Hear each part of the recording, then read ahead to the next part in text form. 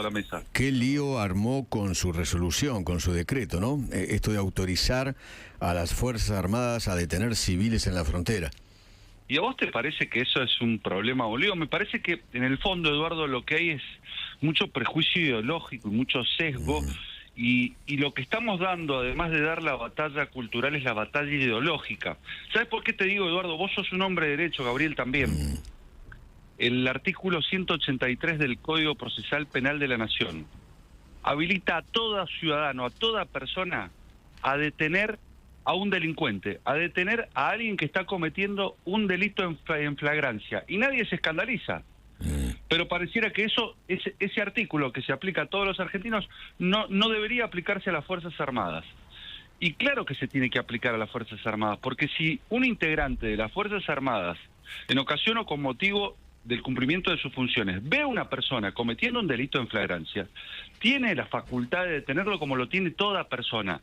La pregunta que nos tenemos que hacer, Eduardo, es qué hacía el kirchnerismo, por ejemplo, desde el 2011 hasta el 2015, cuando enviaba a las Fuerzas Armadas a la frontera norte y en definitiva no les permitía, por ejemplo, entre otras cosas, aprender a un delincuente que cruzaba la frontera, a un narco, o no les permitía, por ejemplo, ejercer el derecho de defensa y repeler una agresión. Digo, ¿en qué condiciones envió el kirchnerismo a las Fuerzas Armadas? Nosotros creemos, Eduardo, que es imprescindible utilizar todos los recursos humanos y materiales, todos los instrumentos que tiene el Estado para defender a los argentinos, particularmente en frontera. ¿Y por qué en frontera? Sí, te escucho. No, decía, usted indicaba el 183 del Código Procesal Penal. Así es. Pero hay dos leyes, la Ley de Defensa y la Ley de Seguridad Interior, que no permite a los uniformados de ninguna de las tres fuerzas militares hacer este tipo de operaciones. ¿Cómo que no lo permite? ¿Quién dice que no lo permite? A ver, las Fuerzas Armadas tienen vedadas realizar operaciones de seguridad interior, pero tienen permitido, y además hace a su naturaleza, la custodia de los intereses vitales de la patria. Entre los intereses vitales, que te los puedo enumerar a todos, pero los más importantes que tienen que ver con la frontera, hablan de la soberanía y la integridad territorial. Después está la autodeterminación, la libertad, la vida, pero lo que hace a la soberanía y a la integridad territorial, claramente que se defienden en fronteras. Si te digo más, la ley, ¿sabes qué dice? Porque esto es lo interesante, Eduardo. Nos hicieron creer que las Fuerzas Armadas no podían ir a frontera. Desde el año 48, la ley establece que las Fuerzas Armadas deben reforzar el accionar y pueden reforzar el accionar de las fuerzas de seguridad en frontera. Pero la ley de ministerios, déjame terminar un segundo. Sí. La ley de ministerios vigente, pero que históricamente define las facultades de los ministros y de las competencias de los ministerios, establece que el Ministerio de Defensa tiene la facultad y la competencia de gestionar y ejecutar las políticas de frontera. Te digo más. La Directiva de Política de Defensa Nacional que firmó el kirchnerismo, con Rossi, que hoy se hace el desmemoriado, decía que había que intensificar las tareas de control y vigilancia en zona de frontera con las Fuerzas Armadas. Pero perdón, Petri, que hasta donde yo tengo entendido, las Fuerzas Armadas solamente deben utilizarse ante un ataque exterior. Acá estamos hablando de delitos comunes, aquellos, narcotráfico. No, estamos hablando del control y vigilancia ante supuestas agresiones exteriores, pero del control y vigilancia de los intereses superiores, de los intereses vitales de la patria. ¿Y dónde se hace ese control y vigilancia? Se hace en frontera. Por eso lo hace la gendarmería. Usted está pretendiendo que una fuerza armada sea un gendarme. No estamos.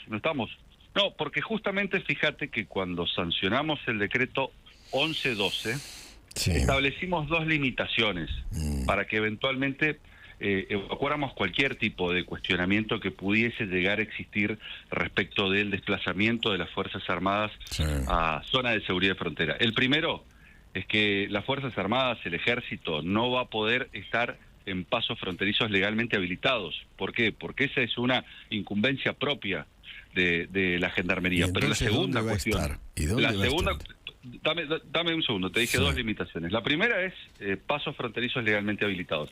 La segunda limitación es que no va a poder estar en centros poblados para que no exista ningún tipo de cuestionamiento respecto de si estamos haciendo tareas de defensa y que hacen a la seguridad exterior del país o eventualmente tareas de seguridad interior. O y no vamos a poder estar... Claro. Vamos a estar en zonas inhóspitas de frontera, custodiando la frontera. Vos pensás, Eduardo, que la frontera con Bolivia es de alrededor de 800 kilómetros, 1.800 con Paraguay. Tenemos una extensísima frontera, producto de que somos el 8º país más grande del mundo, y tenemos que utilizar todos nuestros recursos, como yo te decía. Vos fíjate lo que ocurre, Eduardo. Chile utiliza sus Fuerzas Armadas con Boric, Arce lo hace con Bolivia, lo hace Peña con Paraguay, lo hace Brasil con Lula, lo hace Uruguay. El único que no utiliza sus Fuerzas Armadas en frontera por prejuicio, por sesgo ideológico, es la República Argentina. Y de hecho, los que critican esta medida, como los kirchneristas, que los he visto a raudales, criticando la medida, tienen poca memoria porque se olvidan de Escudo Norte, se olvidan de Fortín, se olvidan de todas las normas de empeñamiento en donde desplazaron a las fronteras. Llegaron a decir que las Fuerzas Armadas iban a poder constituir retenes en las rutas nacionales, digo. Y de todas estas declaraciones se olvidan. Nosotros creemos que es absolutamente necesario que las Fuerzas Armadas vayan equipadas, capacitadas y con las reglas y las normas. Equipadas significa con armas. Equipadas. Con armas. Equipada significa con todo el equipamiento absolutamente necesario para proteger al soldado, esto es, con chaleco antibala, con casco, con armas no letales, con bodycam, con drones, digo, armas con todo no el letales, armas no letales. Exactamente. Okay. ¿Por qué? Ahora, yo lo que le digo es lo siguiente, no porque yo pienso en el futuro, porque ya como tuvimos un pasado y donde hay muchos militares que fueron detenidos, ¿no? ¿Y vos te parece que son situaciones comparables? Estamos en democracia. Y no sé, hubo una situación donde en un ejercicio militar hay en estos momentos 7 militares que están detenidos por haber tenido una situación. Pero estamos hablando de un ejercicio. Está bien. Yo pienso el día de mañana, detienen a un narco, le pegan a un narco, ¿no? Se les va la mano con un narco, porque se enfrentan con el narco. Este gobierno termina y después ese militar va preso.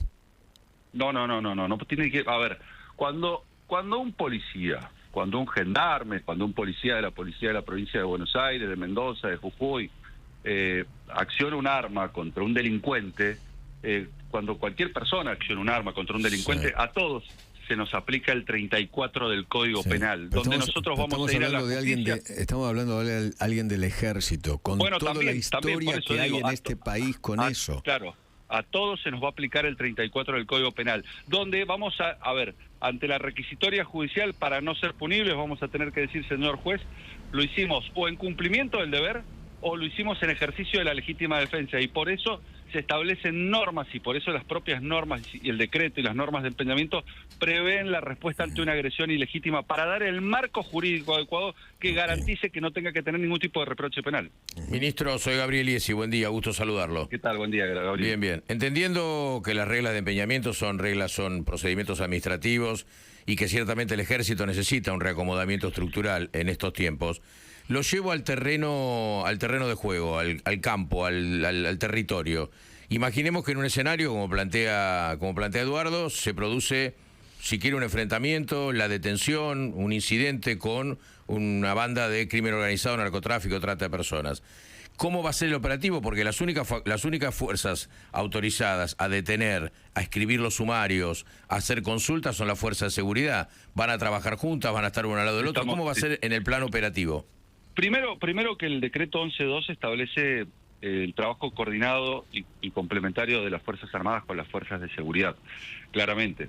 Pero además, en el caso de las detenciones, es imprescindible poner inmediatamente en conocimiento a la justicia, a la autoridad judicial competente para que disponga todas las medidas absolutamente imprescindibles y necesarias. Nosotros creemos que no podemos descontar el necesario aporte que tienen que hacer las Fuerzas Armadas en zona de seguridad de frontera, pero vos fíjate algo que es interesante. No, yo le pregunto, perdón que lo interrumpa, ministro, pero tiene que ver con eventuales después planteo de nulidades que hagan desde la defensa. Pero vos fíjate, por eso voy a que los sumarios lo debería instruir la fuerza de seguridad. Pero nosotros ya lo estamos haciendo y esto es lo importante. Por eso yo digo, hay que luchar contra el prejuicio ideológico. No nos tenemos que dejar vender la doctrina Garré. Tenemos que poner a las Fuerzas Armadas como lo establece la Ley de Defensa y como lo dice el decreto reglamentario de la Ley de Defensa. ¿Saben por qué les digo esto?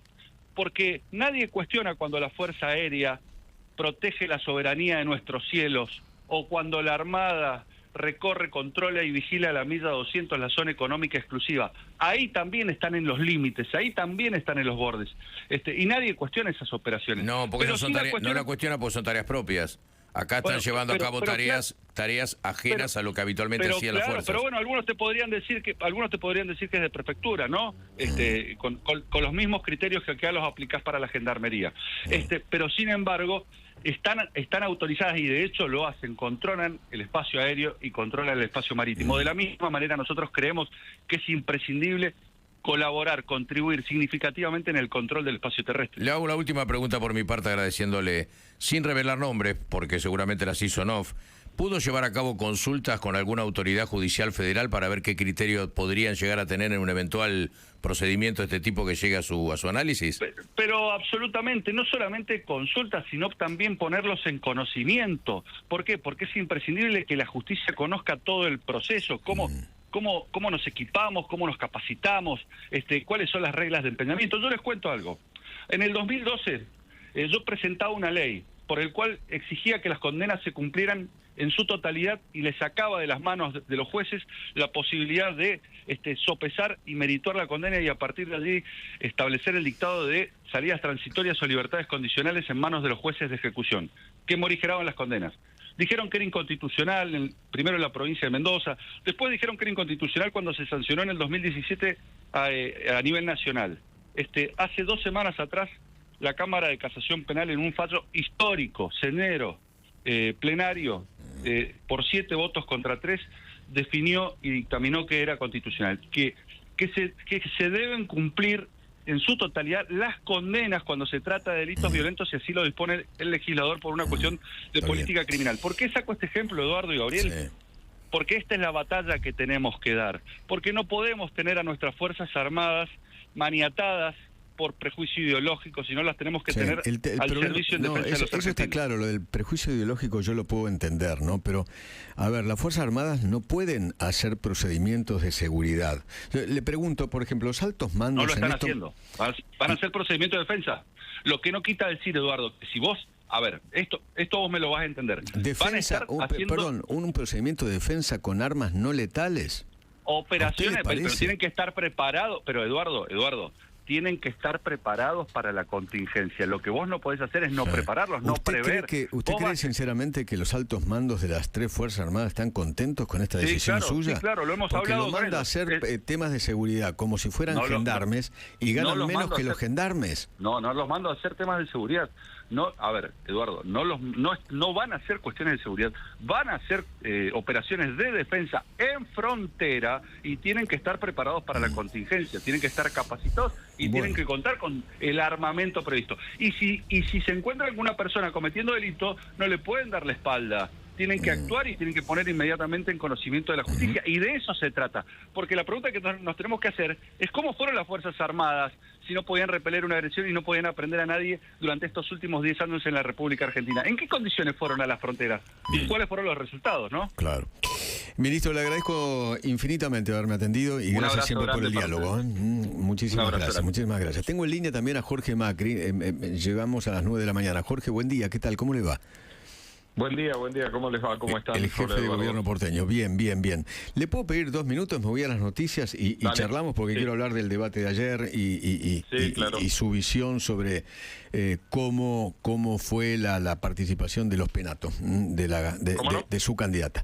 Ya venimos, 9 en punto, noticias.